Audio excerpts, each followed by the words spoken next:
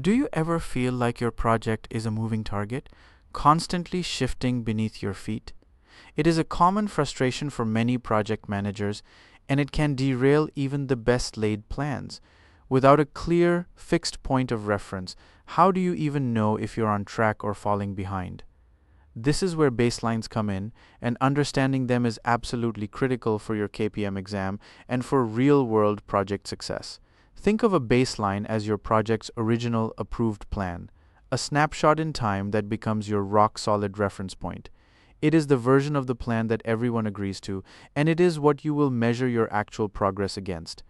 Without this anchor, you're essentially sailing without a compass, and that is a recipe for disaster. In predictive project management, we typically establish three main baselines. These are the scope baseline, the schedule baseline, and the cost baseline.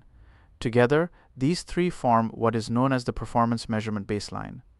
This integrated baseline is the official reference point for measuring project performance. Let us start with the scope baseline. This is your agreed upon vision for what the project will deliver. It includes the project scope statement, the Work Breakdown Structure, or WBS, and the Work Breakdown Structure Dictionary. The scope baseline clearly defines all the work required and only the work required to complete the project successfully. It is your agreement on what is in and what is out. Next, we have the schedule baseline. This is the approved version of the project schedule, including the planned start and finish dates for all activities and milestones. It is developed from the network diagrams and activity durations, ensuring everyone agrees on the timeline. Once established, this baseline helps you track if your project is running on time. Finally, there is the cost baseline. This is the approved version of the time-phased project budget. It includes all authorized expenditures, often presented in an S-curve format over time. The cost baseline is used to monitor and control project costs, ensuring you stay within your financial limits. It lets you know if you're spending too much, too little, or just right. Now, many students think that the project management plan and the baselines are the same thing. This is a crucial distinction. The project management plan is a comprehensive document that describes how the project will be executed, monitored, controlled, and closed. It is a living document. The baselines, however, are components of the project management plan. They are the fixed reference points within that larger plan. Baselines are stable. The rest of the project management plan might evolve more frequently. Imagine you're building a house. Your overall project management plan is like the entire blueprint binder, including architectural drawings, material lists, contractor agreements, and communication plans. But your baselines are specific, approved versions of key elements. The scope baseline is the final approved floor plan and exterior design. The schedule baseline is the agreed upon construction timeline, showing when the foundation, framing, and roofing will be completed.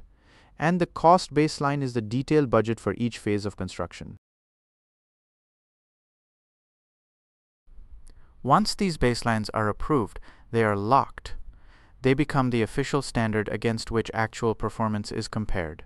If you find yourself ahead or behind schedule, or over or under budget, you compare it to these baselines. This comparison is how you determine if a variance exists and if corrective action is needed. This is a powerful concept for project control.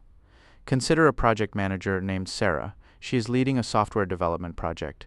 They have carefully defined all features, estimated timelines, and allocated budget. These are approved and become her baselines.